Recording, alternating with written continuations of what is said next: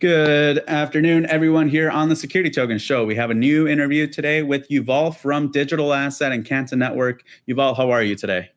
I'm good, Jason. How are you? Doing well. Thanks for coming on. So for some background, everyone listening in, we noticed that Etherealize had launched, their platform here and what they're building. And we also saw an X post response from Yuval there. So that's kind of how we got in touch here. And before we get into the X response, for context here, Etherealize is essentially building, content and products on Ethereum for institutions. That's their goal. Yuval, I'd love to get your thoughts on Etherealize to kind of kick it off here. Yeah. So first of all, I mean, kudos to Vivek for being focused, and you look at his background, and clearly the person understands capital markets and understand kind of like what are the driving forces behind what Wall Street does, and that's a good thing. I always say that I think that having different views in this ecosystem of people that are coming kind of like with no context to what is Wall Street, what is capital markets, and kind of having this vision, we can do it better without even being in it is a good thing. But then having some of the contrast of people that came from the industry and also understand some of the inefficiencies, why they have been created, why they are there. Sometimes there's good reasons for them is good, because by doing that you really do get this diversity of opinions and you do create better products over time. So first of all, I'm just very happy that he's doing it, and it's good to see kind of like the energy behind it. I think that from the day we created Digital Asset and started building Canton, what Vivek is talking about was kind of like our one singular motion and vision, is that at the end of the day, Bitcoin is a very unique asset class, right? It doesn't have an issuer. It's not trying to be anything other than a censorship-resistant, store of value. And, there might be a few of them, a handful, but at the end of the day, most of the assets in the world are going to be RWAs. And so for us, it was always the vision of how do you bring, 300 trillion plus worth of assets on chain. That was always. So, I'm very aligned with what Vivek is trying to do. I guess maybe our approaches are going to be slightly different, but I'm, very supportive of what he's doing. Appreciate that. And it makes sense, right? The financial institutions do have a certain set of requirements of, if we're going to do this is kind of what we need in place to be able to put some, higher risk essentially, on chain here. Just given the momentum or how much they move around, right, and have control over.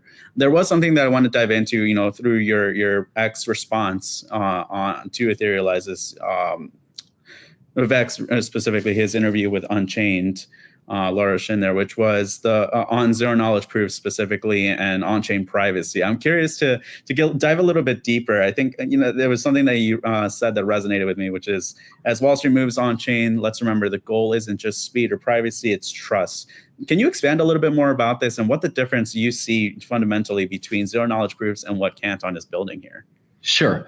So first of all, let me explain. I mean, if you subscribe to my assessment that most assets on chain are going to be RWAs, it's again very different than Bitcoin. Bitcoin does not have an issuer. You don't need to trust. You don't have counterparty risk. The code of Bitcoin is really what you trust. It doesn't run by anyone, right? It's decentralized, and you don't have a lot of the issues that you have in the real world, where at the end of the day you do have different types of risks that are, factored as part of the issuer. So if you're a stablecoin provider, how do you manage the cash that has been deposited? Do you actually spread it, carefully across different custodians? Do you actually invest in the instruments that you're saying?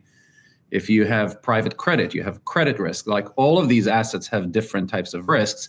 And at the end of the day, really what we're doing by putting them on blockchain is we are reducing a lot of the friction that currently exists in the financial system. That being said, we're not getting rid of, the trust that is needed through some of the people that are bringing these assets to life, right? And there are different mechanisms of how to reduce these risks, but it doesn't go to zero. And that's why my point is there's always need to have some kind of trust when you think about RWAs. That's just one anecdotal statement. I think when you start thinking about all kinds of use cases, this idea of privacy is going to be, in my opinion, really like a must-have when you start thinking about institutional grade, right? Like even today, we're seeing crypto players that are saying we don't like whale watchers, kind of displaying to the world what we're doing, and then people front run us. We talked to a company that does cross-border payments, and they're using stable coins, and the FX traders front run them because they see massive movements of FX moving on chain. So this idea of privacy, to me, first of all, is to some extent a human right. Like being able to have privacy is extremely important. And then just practically speaking, I think large scale institutions, which we all want as an industry to come on chain, just must have this privacy. I mean, think about a publicly traded company.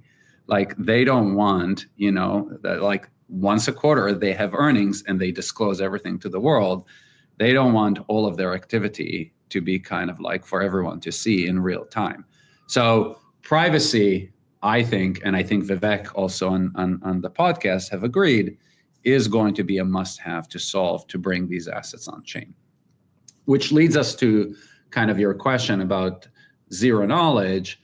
I think that when we started building our layer one called Canton, privacy was kind of like an anchor tenant. So we said we will not launch this layer one until we figured out how we can solve for privacy.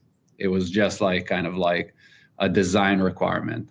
I think that when you think about, public permissionless chains that have been in existence for a while, Ethereum being one of them, that was not a design requirement. Privacy was not a core tenant. And that's why you have, companies like Elliptic, TRM, Chainalysis that actually can do a lot of tracking of what's happening on chain in real time. And therefore, I think that there's a lot of excitement about zero knowledge today because the hopes is that you can come to systems that haven't been designed with privacy as a first principle and now kind of put something on top of it and kind of fix the issue as an afterthought. And this is where we have a very strong disagreement. And I'm happy to kind of go deep into kind of why we think that about zero knowledge, but just to put it out there, one of my co-founders has been kind of deep. He was in the Technion in Israel in the team that have researched zero knowledge. He was one of the guys who wrote libsnarks, which is a C++ library that is highly used. So we have a lot of appreciation and admiration for that technology. When you talk about scaling, we believe that it's a really good technology to use for scaling, where you could package a lot of transaction and kind of speed up the process. But we think that when it comes to financial services, not only that it's not a suitable technology in many cases, I would say it's actually a very risky technology in many use cases. So I do want to go in deeper into that, just that right there. Why is it risky, and Sure. and what's the difference, right? Because I think there's a portion where it's like, okay, is it native to the blockchain, or is it a layer on top of it? And which, please dive deeper into the riskiness that you're referring to there. Sure. So listen, and I'm sure I'm going to have a bunch of ZK experts grill me after this podcast, but the way I think about ZK is it gives you the ability to say, I, as a consumer, am only interested in the output. I really want to know that the output is valid, and an algorithm inside the box, and the algorithms puts, and I, as the consumer, don't really need to know what are the inputs. So I'll give a very kind of rudimentary example, which I think is a good use case, is, you go to a bar, you give your ID. Really, the bartender doesn't need to know what is your date of birth, what is your address, all of the information that is on your ID. They just need to know that you're over 21. So imagine something can scan your date of birth, and then there's an algorithm, a very simple one, that just says, are you over 21 or not? And if you are, it gives the bartender, thumbs up, drink up, have fun. Yeah, right? Essentially a true or false return, essentially. Correct. And it's a great, right? Like I've just protected some of my personal information in order to achieve an outcome that I wanted, which is to, drink some tequila. And as we all know, and this industry started with code is law, and then we had the DAO hack, and suddenly code is not so much law. And we had all kinds of other examples where code clearly has mistakes, and it's inevitable that we're going to have mistakes. So let's imagine what happens if it didn't get your address correctly, your birth date, and now suddenly it says you're over 21, but you're actually really 18. So that's a bad outcome. You're going to be allowed to drink tequila when you're 18 in the US, which is not allowed. But is the world going to melt down and the financial system will crash as a result of that? Probably not. Now, let's imagine another example of a zero-knowledge algorithm that is now used to deposit collateral. And you don't want to see who's depositing the collateral. You just want to know that the collateral is there. And we'll call that box, zero-knowledge box, we'll call it Sam Bankman-Fried. And every time you give Sam Bankman-Fried collateral, Sam Bankman-Fried says, yes, the collateral is here. It's all good. It's fine. And now imagine suddenly there's a market event, and now suddenly you really need to use that collateral, but you find out that there was a bug. And actually you could have minted collateral out of thin air, and the box would still say, yeah, the collateral is there. That would be a very bad outcome, as we've seen in reality when someone says to you the collateral is there, and it actually isn't there. And I think that that's really the risk. There are certain mechanics in capital markets where just relying on a black box telling you everything is good inside could have really bad consequences. And this is not just a theoretical issue. Zcash actually had exactly that issue. You could have actually minted coins out of thin air. There was a bug in the code, but because it's zero knowledge, the chain said everything is okay. Nothing wrong here, nothing to look at. And I think that that's kind of the problem, is that when that gets discovered, how do you actually know, did someone exploit that bug until that point? So in financial services, and this goes back to kind of my point, Jason, about trust, there are certain points where to us, privacy is not anonymity. It's not a black box where if you, Jason, are a clearinghouse or you are doing a lending protocol and you need to know that the collateral is there because your financial models and all of your lending models depend on that. Right. You need to know that it's there. You can't just rely on a black box to tell you it's there. So to us, privacy is not telling you, trust the black box, Jason, it's there. It's actually for you, Jason, to be able to verify that it's there, but for the rest of the world not to necessarily be able to see it. That to us is really the big difference between our approach to privacy. Privacy to us is, hey, I can disclose information on a need-to-know basis, where ZK is more anonymizing information and just trust the algorithm that the information is there. Makes sense, right? It's direct access versus essentially having a middle framework, if you will. And yeah, it's a black box. You would have to rely on a black box to kind of like tell you, and you would never know unless something really happens. Right.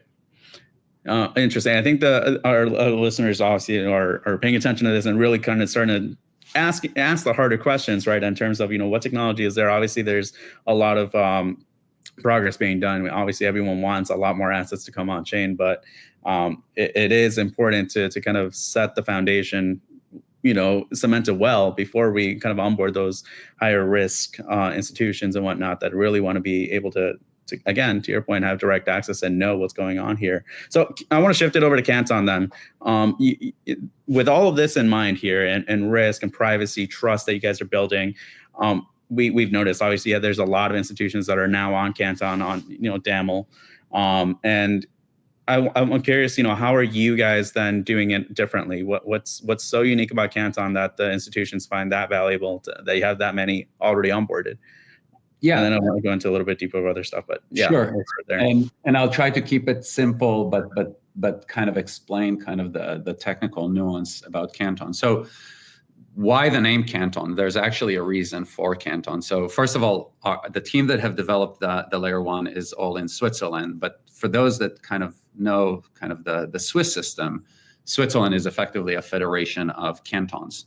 And effectively every canton has some unique elements to it.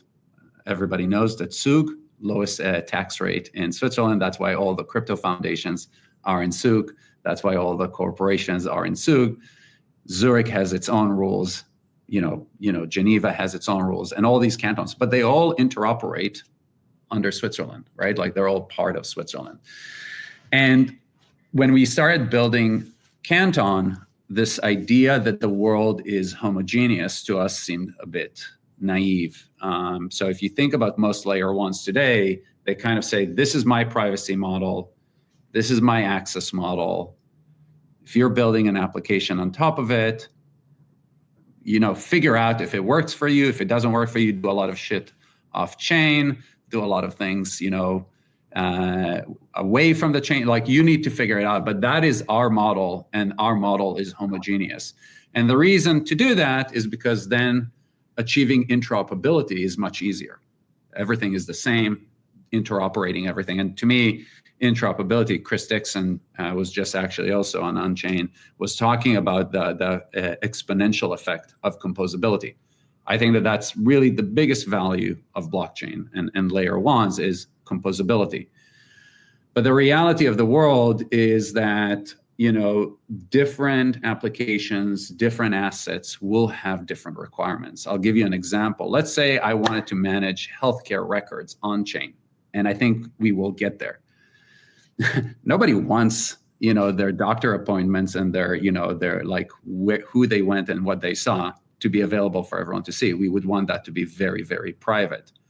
Yet we might actually be okay with a stable coin to be pseudo-anonymous where everybody can see, account movements.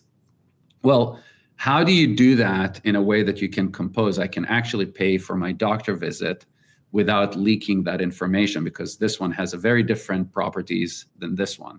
So the idea of Canton was to create a layer one that can actually serve different applications that have different privacy and control requirements, and hence the different cantons that can all interoperate with one another under one layer one, but that have very different properties. So that's really like kind of like the background for the name and kind of the thinking behind it. So how do we do that?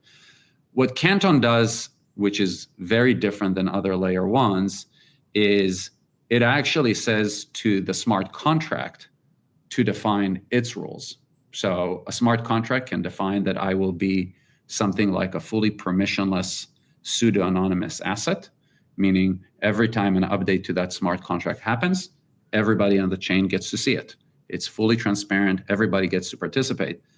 But the really nice thing that Canton can do is I can also create a smart contract where me, Yuval, can issue an asset, and I can say, well, only me, the issuer, and Jason, who's the buyer of that asset, should be the only two people to know about this asset.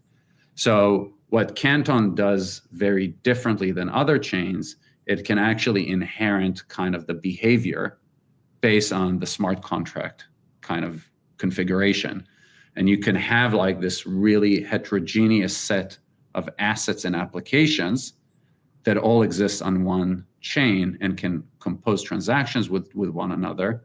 And that's effectively how we achieve privacy. So if we want to do something that is very private, that smart contract, that data is not just automatically going to be fully replicatable across all nodes in the network. It would actually be only replicated to what we would call the interested parties in that smart contract. And we'll keep only those interested parties in sync. Fantastic. That helps kind of better understand against the implications here and why you guys are building the way you are, which also kind of By the way, I'll pause here. Anyone on the Security Token Show will be going on to the next interview or the next section of the show. But if you want to watch the rest of this interview, go to STM TV. It'll be there, and catch the rest of the insights that we'll be expecting here from Yuval. But Yuval, based on those points, it's starting to make a little bit more sense on why you guys are gaining so much traction, right? But I do want to get your comments on certain developments that are the more recent ones. Last week, we had Circle, previously Hashnote, Leo Mitsuhara on the show, talking about the acquisition of Circle and Hashnote and the fact that USDC will now natively go onto the Canton Network and be issued there. How do you see this impacting the future of payments as well as collateral management from the USYC portion of it? Yeah, listen, so first of all, hats down to Jeremy and the team for building a really, really nice and vibrant ecosystem. It's really impressive what they've done and kind of the patience to build it in a very specific manner. I mean, I can tell you we've been working on Canton for 7 years, so I have a lot of admiration for those that have patience with kind of a long-term vision. And if Leo really understood kind of the value of creating high quality assets on chain, because when you actually start thinking just about collateral, I think that if crypto today just solved collateral mobility, just that alone, it would actually say that the value of crypto networks should be like probably 10x than what it is right now. The opportunity is so big, just that one use case, just collateral mobility globally 24/7 is such a big opportunity. And, I think that Jeremy kind of saw that value. And really, if you think about USDC, I mean, cash, again, is also like one of the most used collateral instruments in the world. I think being able to bring now more cash-like for payments and USYC for collateral under one offering is extremely powerful. That's just one thing. I think that when we think about then us partnering with them, now if you actually start taking those things and you kind of take my statement earlier on that even crypto players today don't like that everybody gets to see what they're doing. If you now take those type of instruments and you bring the privacy capabilities of Canton, I think it opens stable coins and tokenized money market funds to a whole new level of usability. We announced 2 weeks ago with QCP from Singapore that we're going to start designing crypto derivatives collateral management. So you could actually fund collateral movements on Canton without the rest of the world knowing about it. At the end of the day, if the market rallies 5% and you could see, market makers moving collateral in and out of exchanges, you can kind of imply what is their position in the market. Yeah, Leo had said something similar last week too, which is it reinforces why Canton here. Yeah, and I think that to me, at the end of the day, when you think about these really successful organizations, that's their IP, right? Like their positions are their IP. That's their secret sauce, right? That's what they have brought, years and years of experience and money invested to build, these strategies. That's their IP, and they want to protect their IP. But you can take crypto derivatives and you could move the word crypto, and that is no different than the world of equity derivatives, fixed income derivatives, and now we're talking about numbers that I think the crypto industry still doesn't understand how much we are still a drop in the bucket compared to where the opportunity is. I'll give you an example. We're doing a project with a company in the US called Broadridge, and we're processing about $75 to $100 billion of repo every single day, which is effectively tokenized US treasuries being used for lending. This is just one use case, and that one use case is only 1% of the daily repo volume, which is about $10.5 trillion every single day. So the reason why I get super excited about USDC, USYC, and Canton paired now with what we're doing with QCP, it's effectively a really nice proving ground to the opportunity that this industry can bring into TradFi. I really think that once you have proven that for crypto derivatives, there is literally no difference. no difference whatsoever, to then all kinds of other TradFi use cases. And then we're talking about really big numbers. Every single day, market is up 20%, it would still be there. Market is down 20%, it would still be there. These type of markets are going to be there. Doesn't matter where the market is going. And I think that it's extremely important for our industry to actually bring some real world utility into this technology, because I've been at it for now 10 years plus. I'm a very big believer that we can actually create the pipes of financial services for the next 50 to 100 years. And to do that, it has to be fundamentally sound, right? I like your point there. Obviously, that if you can figure out collateral mobility, there's the sky's the limit. But you also mentioned, tokenized treasuries, stable coins are kind of the big ones right now. We've seen private credit start to come up too a lot. Just a new fund right today that got announced with Apollo and Securitize. But curious, what next asset class do you think is what asset class do you think is gonna be the next one to really drive the narrative forward now that these are starting to kind of cement themselves?